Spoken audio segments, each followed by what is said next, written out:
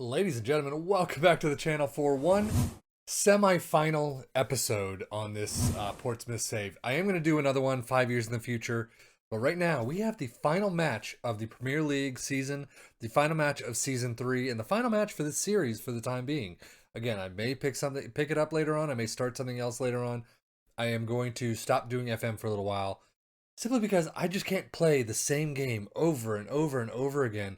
I'm just finding it tedious to play these matches. As much as I would love to build the squad, it gets annoying to me.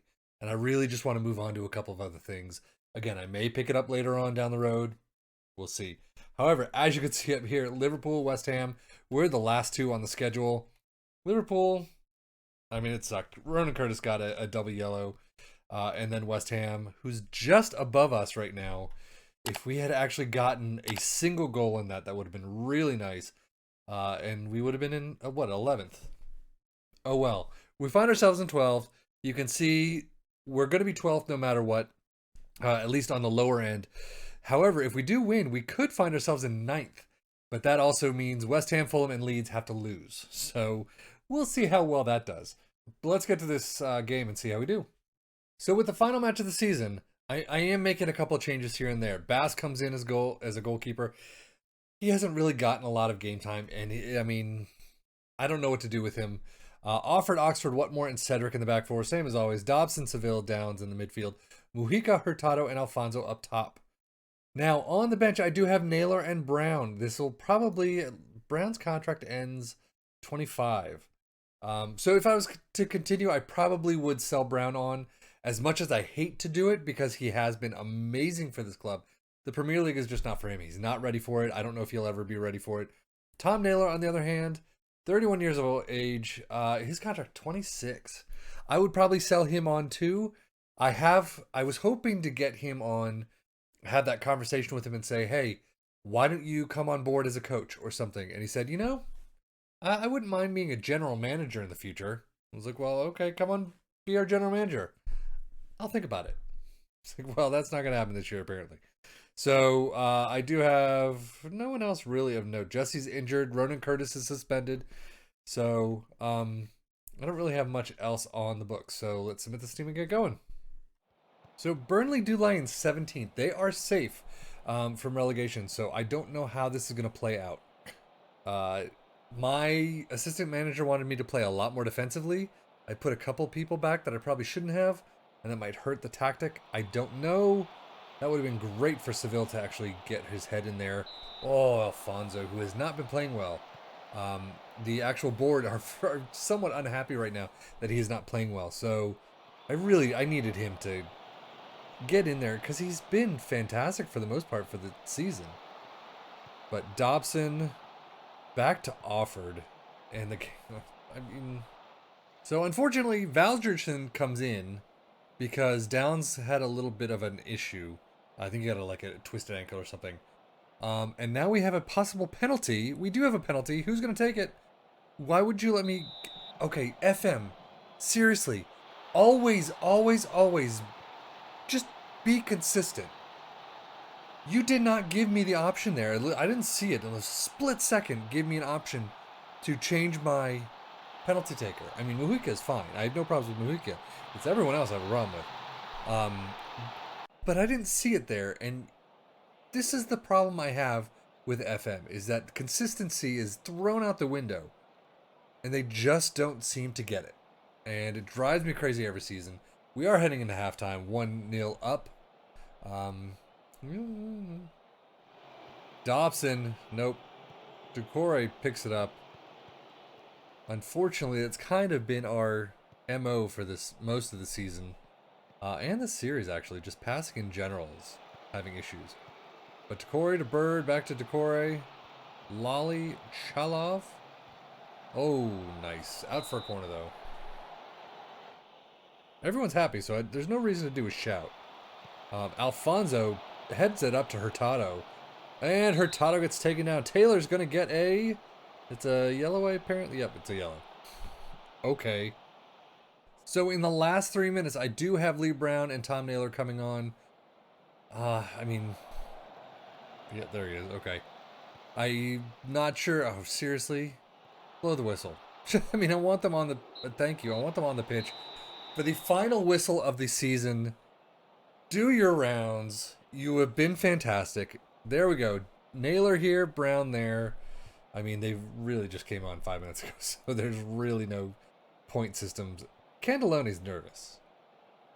You didn't even see the pitch, dude. What's going on? So the season is done. I haven't figured out. I actually haven't even looked where we are in the league yet. I just kind of want to go through the emails. I do want to get you to the awards part of the season, and then we'll hit that retire button after I save it, of course, and then we'll see how things go. But for right now, Portsmouth received 24, just under 25 million for ninth place. Never mind. It was right there all along. So achieving ninth place, damn. The board is delighted that the team achieved a top half finish, and you guys thought we were going to be relegated.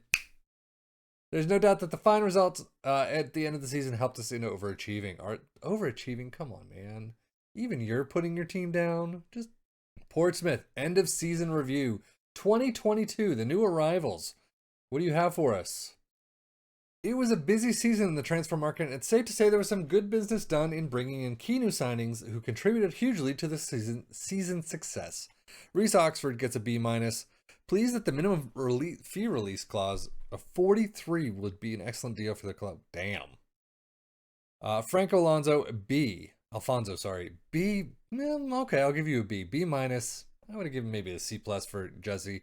Jan Hurtado, a B+. This is mainly due to the club paying so little for the player. Okay. Flynn Downs, B-. We're pleased to see that the minimum fee, whatever. Rafa gets an A. The board are delighted with the deal to sign Rafa Mujica. This is mainly due to getting the player to agree to a lower salary. I mean, this is all money. This is really all money, and I don't care for the money. I want to know how he's doing. An E for Lewis Coyle.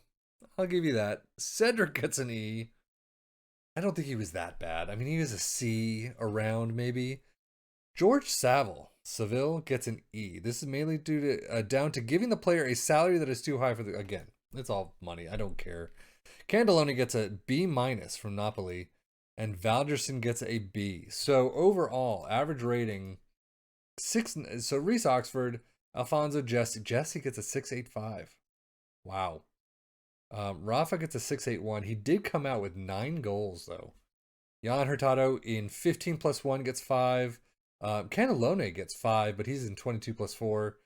So I mean, these guys did contribute a good deal to our season. Portsmouth were one of the competition's more unpredicted teams, enjoying an impressive spell of form between September and October that saw them rise to 9th, having sunk as low as 16th earlier in the campaign, that ultimately ended with them exceeding expectations. Yes, it did. No doubt about it. And I don't know if I did transfer business from here on out, how the game would continue. I mean, would I progress in that? Would I get into Europa League? Or would I still stick around the mid-level, if not go down? I know when I did my Fulham save, basically what happened is I just was 7th. I think I was 7th the entire time in the 3 seasons I was there. I was like, that's kind of pointless. So biggest win, 4-0 over West Brom. Where did West Brom end up?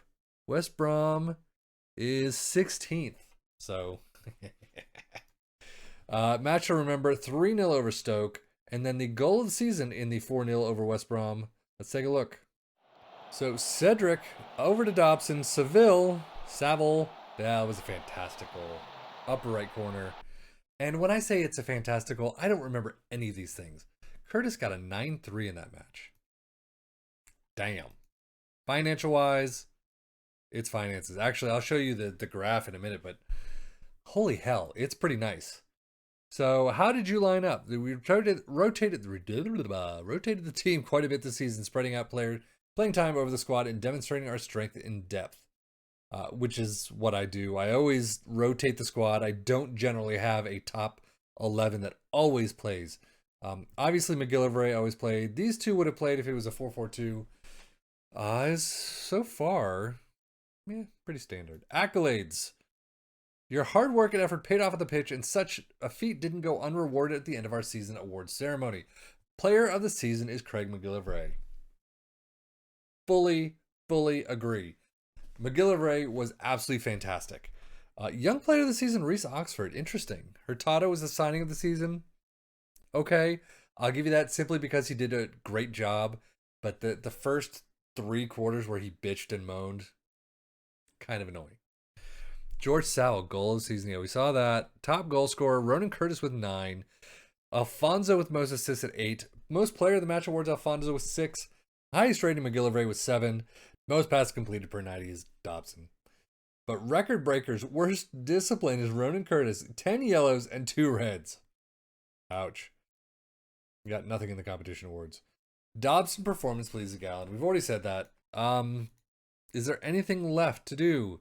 Following the competition of the season, best 11. So Hiawula Harrison, Curtis Cannon, Dobson Harness, Lee Brown, Raggett, Whatmore, and Johnson. Raggett, really? And McGillivray in goal. So it looks like the capacity of the stadium is increasing by about 8.5. It's going to cost $12.75 million and take 13 months to complete. While this development work is undertaken, the club will share the stadium with Crystal Park at Sellers Park.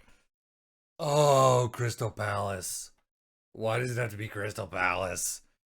You want to hold a meeting with us regarding improving our youth level. Okay, I'm happy with that. We'd like to gauge your opinion on whether the club should strive to achieve a higher grade for the academy setup. I think it's a great idea. Fantastic idea. Okay. Youth level to be increased. And so, old category 3 to a level 2. We are delighted that you agree with our decision. Is going to take any time. It should approved by the end of the season. So, anyway. So the one quick piece I did want to share with you that I told you about earlier is, as you can see on the finance and salary, we are up to about 30 million right now. And I mean, obviously we're just amazing that we've gotten so much higher. I think the previous looks like around 10. So we've tripled our profits. And the lowest we were at when we were, I guess that's going to be January, was down to like 11 million underneath, but 30 million above is pretty nice. Profit loss this season, you can see 25 million. Overall balance 56 and transfer budget of 31 million. So the new coach is going to have plenty to play with in terms of the budget and trying to get some new good players in. I honestly, that's kind of the biggest reason I want to resign, is just to see who they're going to bring in. Hopefully we'll have some nice talent in there in the next couple of years, but we'll see. That's it. That's Portsmouth. 30 seasons in. We're halfway up the Premier League right now, 9th place. And that is simply because Leeds and Fulham. How did that happen? So as you can see, Fulham and West Ham drew 0-0. Leeds and Chelsea. Chelsea just kicked the crap out of Leeds. And that's what got us to 50 points. Leeds somehow has a negative 14 goal differential, though. I don't know how that happens because they kicked the shit out of us numerous times over and over again. But anyway, that's it. That does it for me. I am going to do one more season or one more episode just to do the next 5 seasons, see how they do once I retire. But if you have any questions, what would I do with Curtis? What would I do with the squad? I'm happy to answer those in another episode. Just let me know. But right now I got one last thing to do in this. I have saved it and I will resign. I'm resigning with immediate effect. Yeah. Robinson follows Oldman out. It is believed that Robinson wanted to ensure any new head coach would start with minimal baggage from the former regime. I have no idea what that means. So, oh well. But that is where we're going to pick it up next time. One last episode to finally close out this entire chapter. So we'll see how the next 5 years of Portsmouth do. So as always, I am Sefian FM. Thanks for watching. Take care and enjoy.